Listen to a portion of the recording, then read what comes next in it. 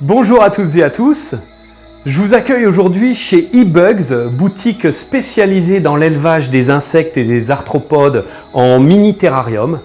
Et donc je vais vous montrer aujourd'hui comment préparer deux setups en petit terrarium pour y élever différentes espèces d'arthropodes. En plus du site de vente en ligne, eBugs a maintenant depuis tout juste un an une boutique physique où on peut retrouver les espèces d'arthropodes proposées sur le site.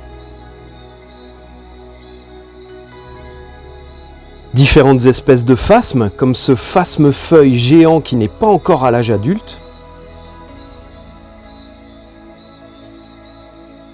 Des araignées comme cette néphile dorée de belle taille.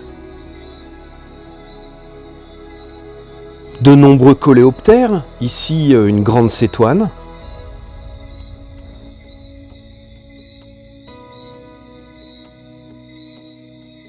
Une femelle Goliath.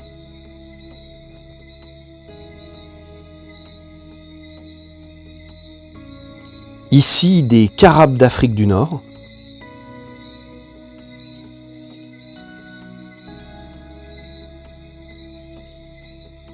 On y trouve aussi toute une gamme de menthes aux formes et aux couleurs hyper variées. Celle-ci ressemble carrément à une brindille, un peu comme les phasmes-bâtons. La célèbre menthe orchidée, dont les pattes ressemblent à des pétales de fleurs. Mais celle qui va nous intéresser aujourd'hui, c'est la menthe feuille morte d'Asie du Sud-Est. Sa tenue de camouflage est vraiment remarquable. Elle ressemble carrément à un morceau de feuille morte déchiquetée. On va vous montrer comment lui installer son terrarium, qui pourrait tout à fait convenir à d'autres espèces de menthes originaires de forêts tropicales humides, comme cette menthe fantôme par exemple. Comme ces menthes sont plutôt arboricoles, on va partir sur un terrarium de 20 par 20 par 30 cm de haut. Ce modèle est muni d'une petite trappe d'accès rapide pour le nourrissage et d'un couvercle grillagé pour permettre une bonne ventilation de la partie supérieure. Dans un terrarium tropical humide, se crée une petite pellicule d'eau au fond du bac et c'est pour ça qu'on va commencer par mettre du gravier au fond du terrarium pour le drainage. On aurait pu mettre aussi de la pouzzolane ou des petites billes d'argile. On va maintenant découper un carré de moustiquaire aux bonnes dimensions. L'objectif de cette moustiquaire, c'est d'éviter que le substrat ne tombe entre les graviers pour ne pas qu'il soit gorgé d'eau. On la pose sur le gravier au fond du bac. Pour le sol, on va utiliser un mélange d'humus de coco et d'humus de forêt. Ce substrat va permettre de conserver une forte humidité dans le fond du terrarium.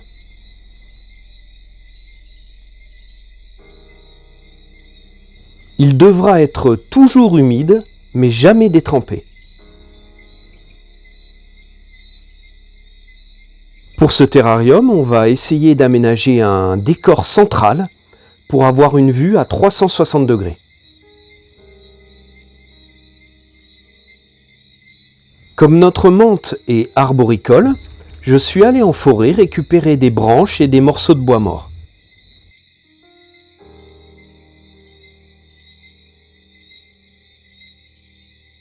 Je les ai bien frottés et lavés pour les nettoyer.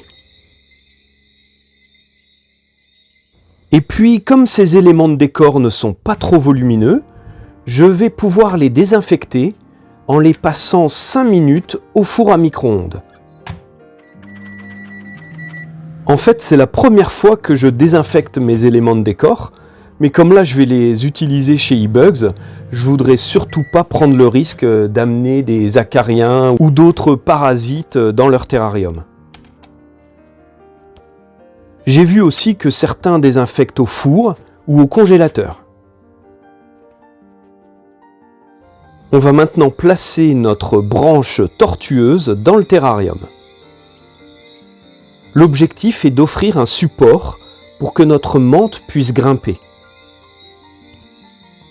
On va aussi planter dans le bac des plantes naturelles qui vont contribuer à maintenir une bonne humidité dans le terrarium.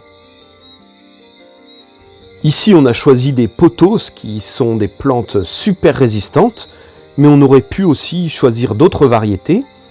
Par exemple, du Ficus pumila, qui ont des toutes petites feuilles et comme ça permet de vraiment reconstituer un monde miniature. On maintiendra le sol bien humide pour les racines des plantes et on fera juste 2 petites pulvérisations tous les jours pour que notre menthe puisse boire. On va maintenant placer sur le sol, au fond du décor, ce que j'appelle de la mousse immortelle. Vous savez, c'est ces toutes petites boules de mousse très très denses qui, même si l'environnement devient très sec ou même s'il est humide, va rester verte en permanence. Cette mousse va également contribuer à maintenir une bonne humidité entre 70 et 80%, comme dans la forêt tropicale humide. Avec ces petits blocs de mousse, ça fait vraiment comme si on était au pied d'un arbre dans la forêt. Il faudra proposer une température autour de 25 degrés la journée, qu'on pourra obtenir avec une petite lampe d'éclairage, et 21 degrés la nuit. Si votre pièce d'élevage est un peu fraîche, vous pouvez ajouter un tout petit tapis chauffant avec un thermostat sur une des faces du terrarium. Pour nourrir notre menthe feuille morte, on lui donnera des insectes vivants. Elles apprécient particulièrement les volants, comme les mouches par exemple, mais on pourra aussi de temps en temps lui donner une petite blatte. Par contre, on ne donne jamais aux menthes des grillons achetés dans le commerce, parce que ça leur apporte des parasites qui leur créent des troubles digestifs pouvant entraîner la mort. Comme vous le savez, les menthes doivent être élevées seules dans un terrarium comme celui qu'on vient d'aménager pour ne pas risquer qu'elles se mangent entre elles. Par contre, cette menthe feuille morte d'Asie du Sud-Est est une espèce particulièrement calme.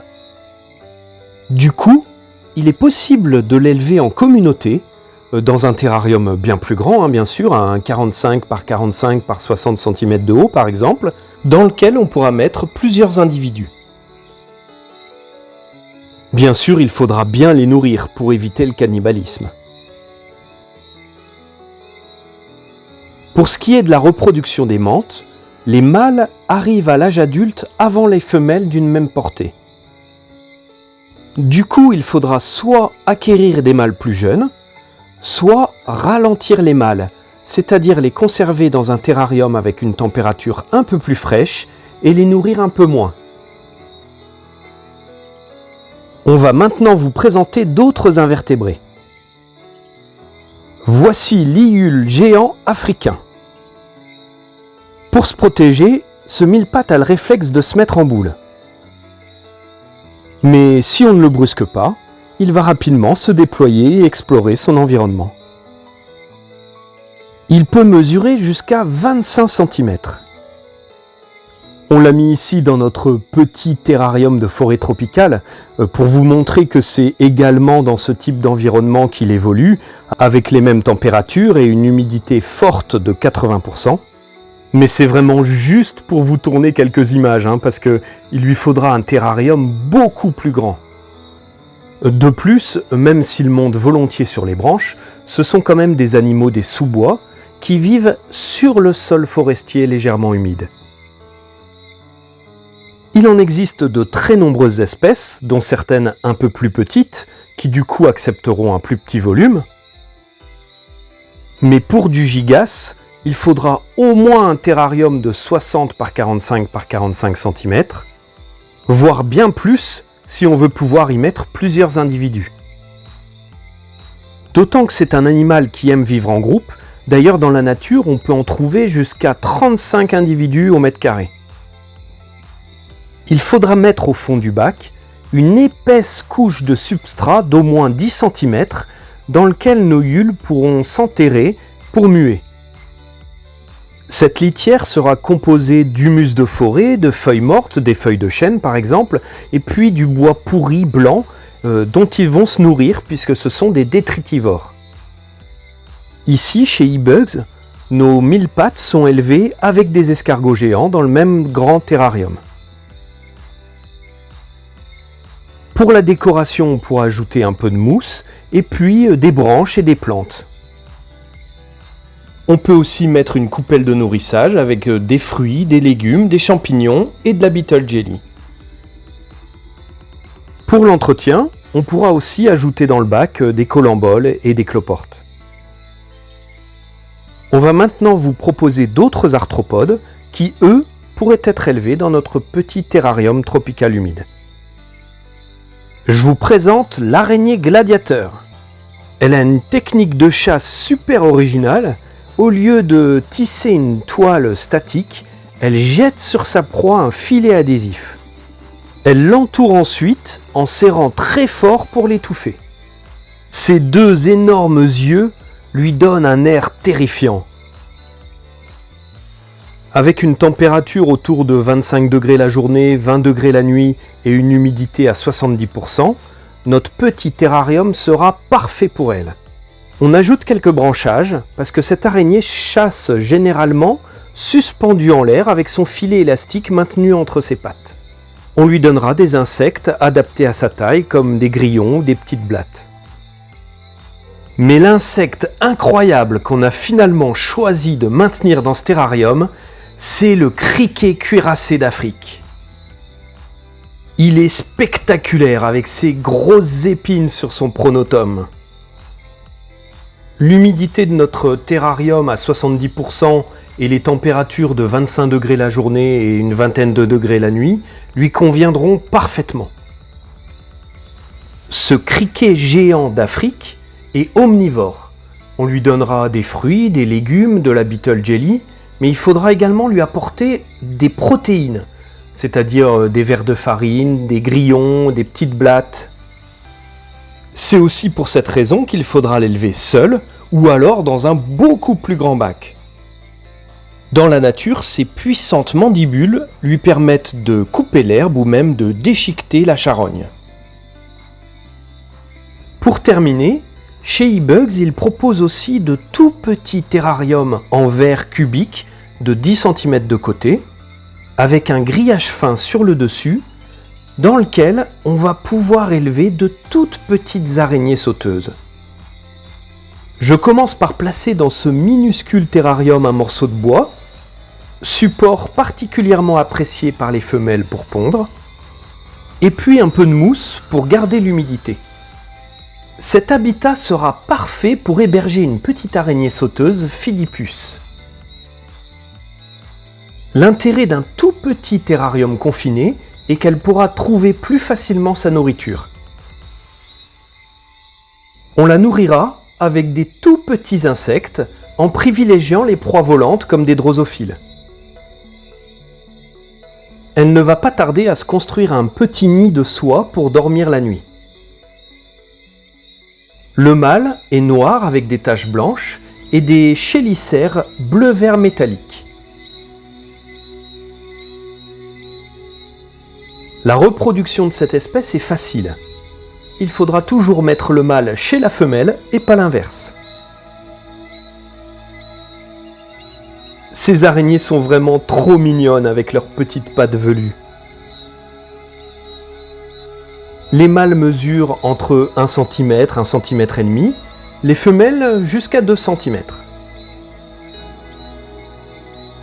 C'est vrai que c'est sympa aussi de pouvoir comme ça élever un animal dans un tout petit monde miniature.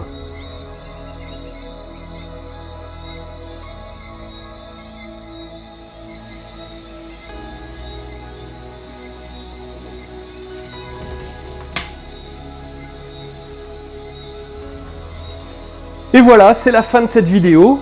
Je tiens à remercier énormément Julien, le gérant de la boutique eBugs, C'était vraiment super sympa, il m'a super bien accueilli.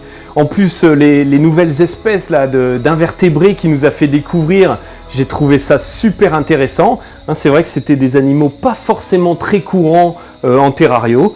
Donc voilà, si vous le souhaitez le suivre, n'hésitez pas déjà à aller sur sa boutique en ligne, hein, sur son site internet. Et puis vous pouvez aussi le suivre sur ses vidéos YouTube, hein, pareil sur les arthropodes, voilà, c'est super intéressant. Sinon, si vous souhaitez aussi me remercier, voilà, n'hésitez pas à partager mes vidéos, n'hésitez pas à les liker, à vous abonner bien sûr, hein, ça vous coûte rien et puis moi ça m'encourage à continuer à prendre du temps pour vous préparer des petites vidéos. Voilà, je vous dis à très bientôt pour un nouveau tuto. Au revoir.